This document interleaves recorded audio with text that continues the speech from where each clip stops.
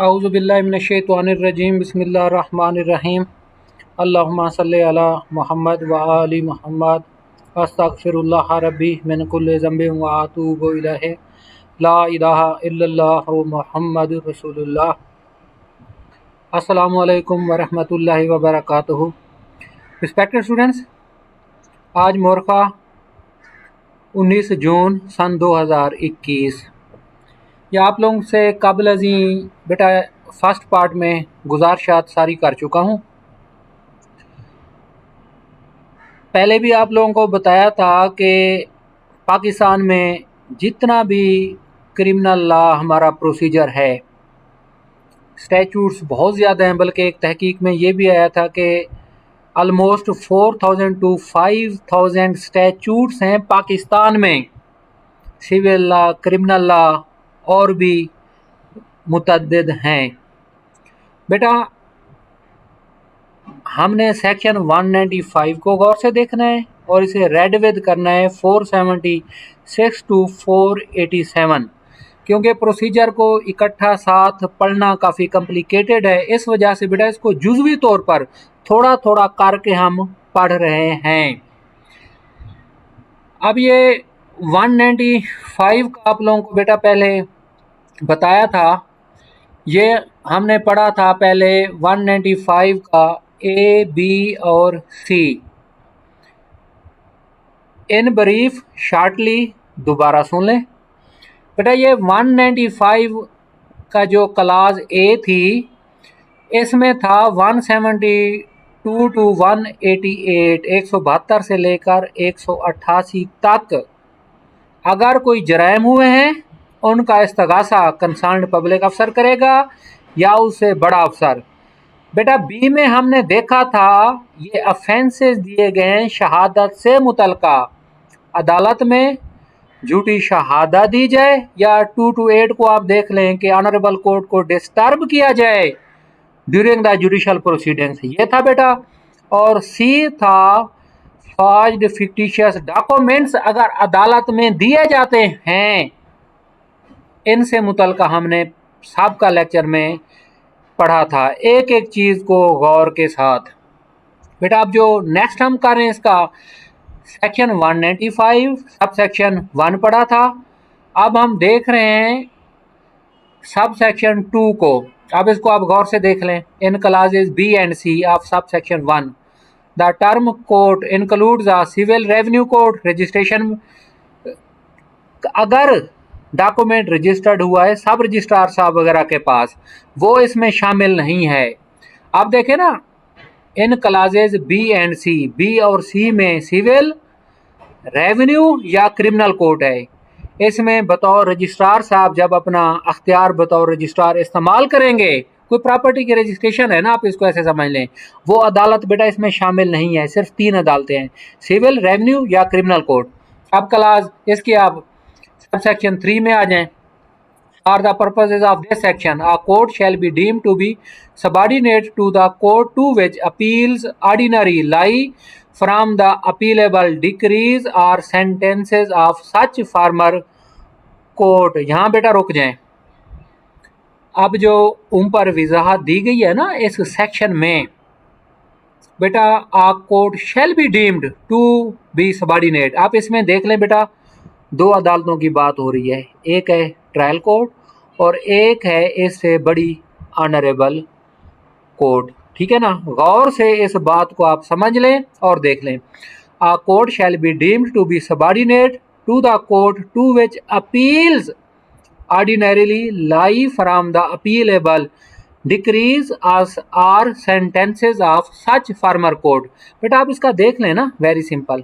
फर्ज किया criminal court है, मजिस्ट्रेट साहब हैं, कोई सज़ा करते हैं, कोई आप जुर्म ले लें, 489F है या आप हार्ड केस ले लें 337A2।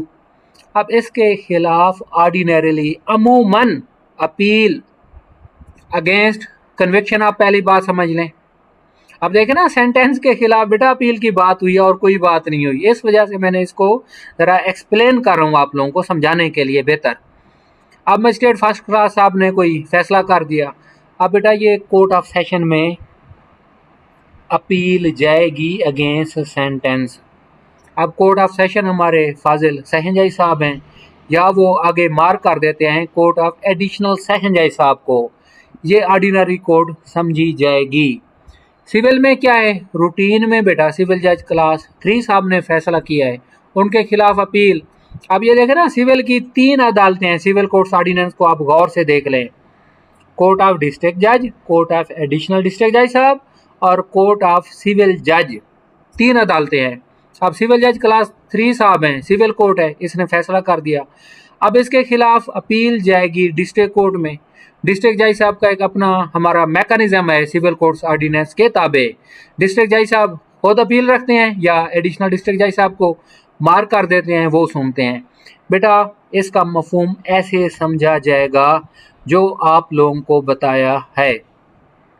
अब आगे इसको गौर से सुन लें, ROR सब सेक्शन 3, बेटा ये तीसरी लाइन के एंड में ये जो R है, R in the case of a civil court from whose decrees no appeal ordinarily lies to the principal court having ordinary original civil jurisdiction within the local limits of whose jurisdiction such civil court is situate। बेटा इसको बहुत गौर से दो, ये देख लें और सुन लें, थोड़ा सा टेक्निकल है। अगर इसका आम सादा बेटा जैसे मैं आप लोगों से उर्दू में बात कर रहा हूँ, इसको समझ लेंगे तो इंशाल्लाह ताला आप लोगों को मसला नहीं होगा अंग्रेज़ी ज़बान पढ़ते हुए इस सेक्शन को।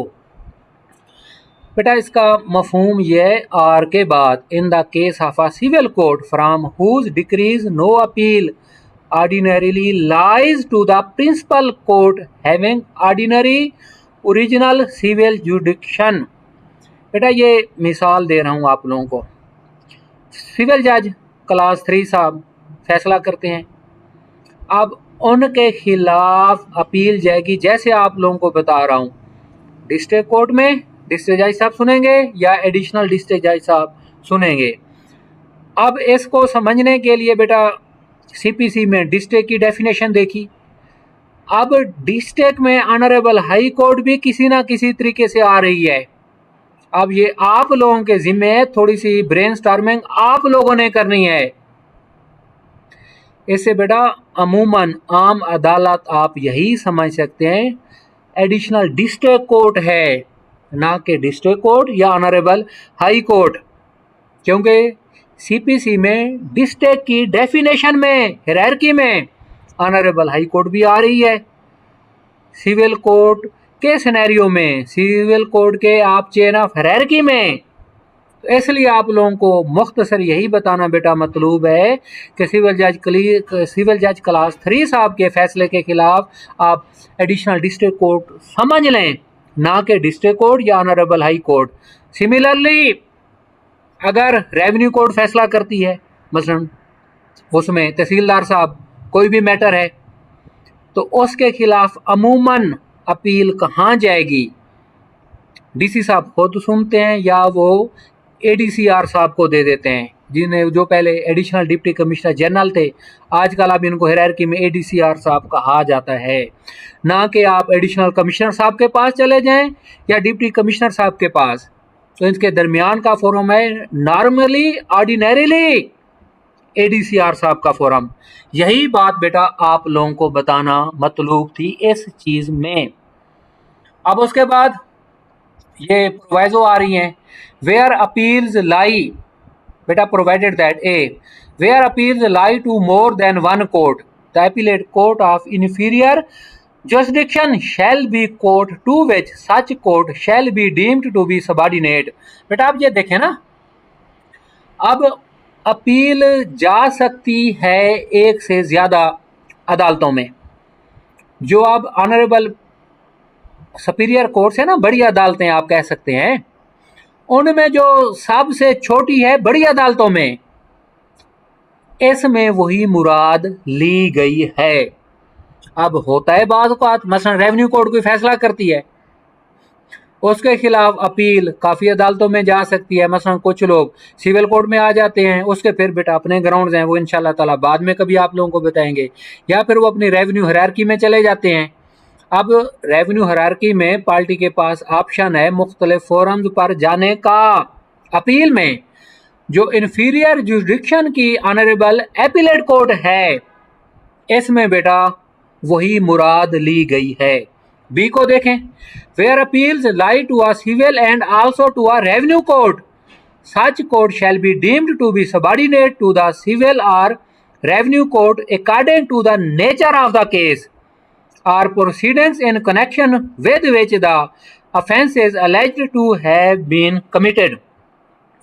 बेटा ये बी को आप गौर से देख लें, अगर अपील्स लाई करती हैं सिविल कोर्ट में भी and also to a revenue court, the court shall be deemed to be subordinate to the civil और revenue court according to the nature of the case.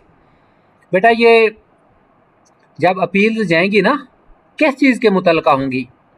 Where appeals lie to a civil, appeal civil court में भी जा सकती है और revenue court में भी जा सकती है।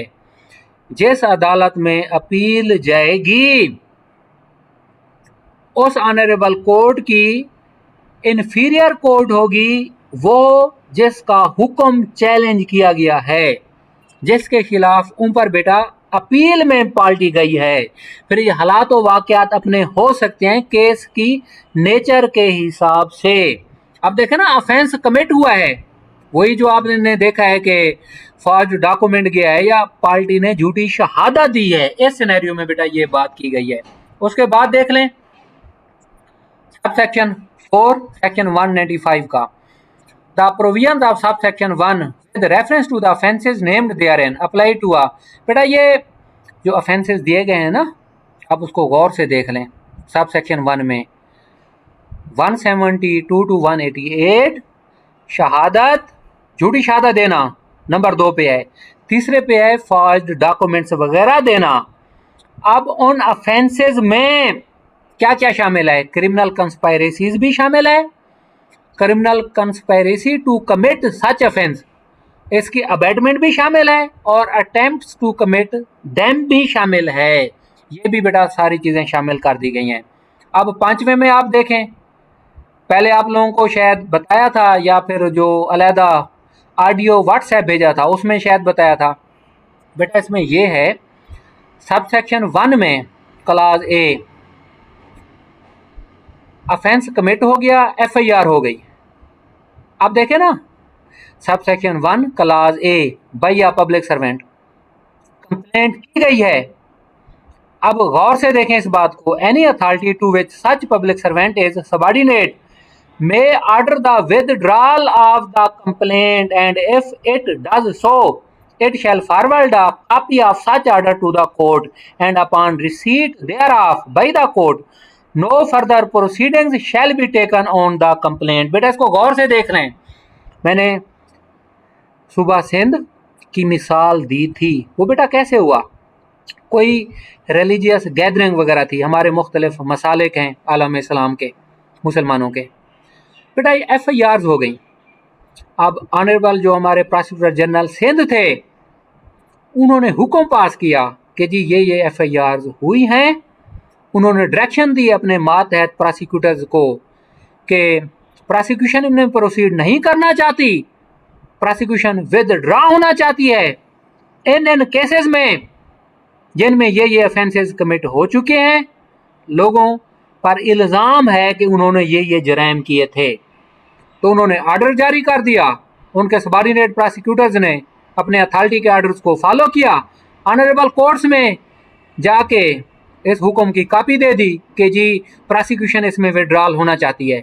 बाकी आप क्रिमिनल प्रोसिक्यूशन सर्विस को देख लें, CRPC को देख लें, प्रोसिक्यूशन से मुतल्लिका उसमें आप लोग देखेंगे कैटेगरीज दी गई हैं कि डिस्ट्रिक्ट प्रोसिक्यूटर साहब भी विड्रॉ हो सकते हैं, प्रोसिक्यूटर जनरल साहब भी, उसमें ऑफेंसेस की बेटा कैटेगरीज दी गई हैं। 5 बेटा इस चीज़ को डील करता है। आज अल्हम्दुलिल्लाह हमारा 195 मुकम्मल हो गया। उसके बाद बेटा हम देखेंगे, शुरू में जैसे आप लोगों को बताया था, बाफजल रब्बी 476 to 487 क्योंकि हमने 195 को बेटा रेड विद इन के साथ करना है, तो आपका क्रिमिनल ट्रायल ठीक होगा, क्रिमिनल ट्रायल की प्रोसीडिंग्स ठीक होंगी। अगर कहीं गलती हो गई, null and void in the eye of law. इन गुजारिशात के साथ बेटा आप लोगों से इजाजत चाहूंगा। अल्लाह रब्बुल इज्जत हम सब लोगों का हामी और नासिर हो। दुआओं में बेटा याद कीजिएगा। अल्लाह हाफिज, फी अमानिल्लाह।